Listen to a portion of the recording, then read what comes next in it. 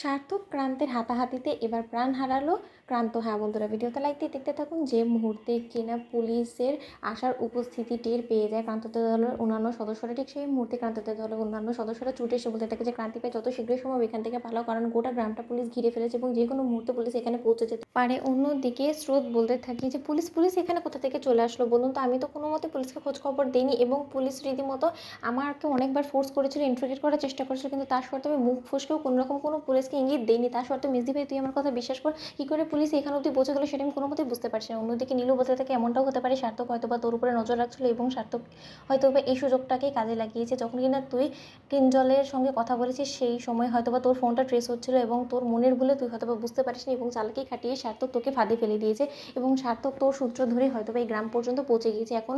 স্রোত আমাদের হাতে কোনো রকম কোনো উপায় নেই, তাই আমি তোকে বলছি যে তুই যেখানে থাকিস না কেন ভালো থাকিস, তুই হয়তো কি আমার জন্য তোর সংসারে অশান্তি ডেকে আনিস না। অন্যদিকে এই কথা বলতে না বলতে হঠাৎ করেই যখন সার্থক পুলিশকে বলতে থাকে যে অফিসার এদের সকলকে অ্যারেস্ট করে ফেলুন, স্রোতস্বিনী এবার তুমি আর কোনো মতেই তোমার মেজদি ভাইকে আড়াল করতে পারবে না, পুলিশ গোটা গ্রামটা চারিপাশ দিয়ে ঘিরে ফেলেছে এবং নীলাঞ্জনা দেবী এবার আপনার সকল অপরাধের বিনাশ হবে এবং এবার আপনার পাপের ঘোড়া পূরণ হয়েছে। অন্যদিকে এই কথা বলা মাত্র ক্রান্ত বলতে থাকে যে এত সহজ নাকি নীলাঞ্জনা বা ক্রান্তি ভাইয়ের অন্যান্য দলের সদস্যদের উপরে পুলিশ বা তুমি যদি কোনো মতে একটা আঁচড়ও ফেলার চেষ্টা করো তাহলে যে আমার থেকে খারাপ কেউ হবে না সেটা বা তোমরা জানো না। আমি কিন্তু অনেকটা ভয়ঙ্কর রূপ ধারণ করতে পারি, আমি ভালো মানুষের মতন বলছি, এটা আমার এলাকা এবং আমার এলাকার মধ্যে কেউ উড়ে এসে জুড়ে বসে আমাকে এখান থেকে তুলে নিয়ে যাবে সেই দুঃসাহস যে দেখায় তাকে কিন্তু আমি কোনো মতে ছেড়ে দিই না। অন্যদিকে এই কথা বলা মাত্র নীলু বলতে থাকে যে ক্রান্ত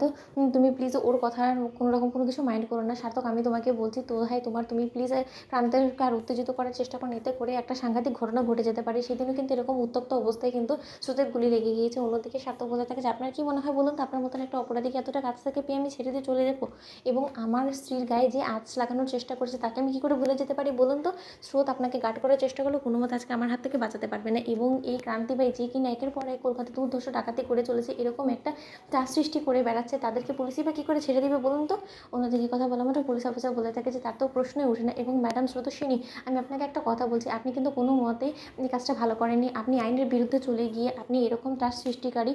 এইরকম সন্ত্রাসীদেরকে আরও বেশি উস্কে দেওয়ার চেষ্টা করছেন, এতে করে কিন্তু আপনার অপরাধটা কমে যায় না। অন্যদিকে স্রোত বলতে থাকে যে সার্থক তোমাকে এই সকল কর্মকাণ্ড করার জন্য কি এত বড় সাহস দিয়েছে বলো তো, তুমি কেন আমার পেছন করতে করতে এই পর্যন্ত এসেছো এবং পুলিশকে ইনফর্মও তো তুমি করেছো, তার মানে তুমি আমার উপরে নজর রাখছিলে, তোমার লজ্জা করছে না, তুমি স্ত্রীর উপরে সন্দেহ করে তুমি রীতিমতো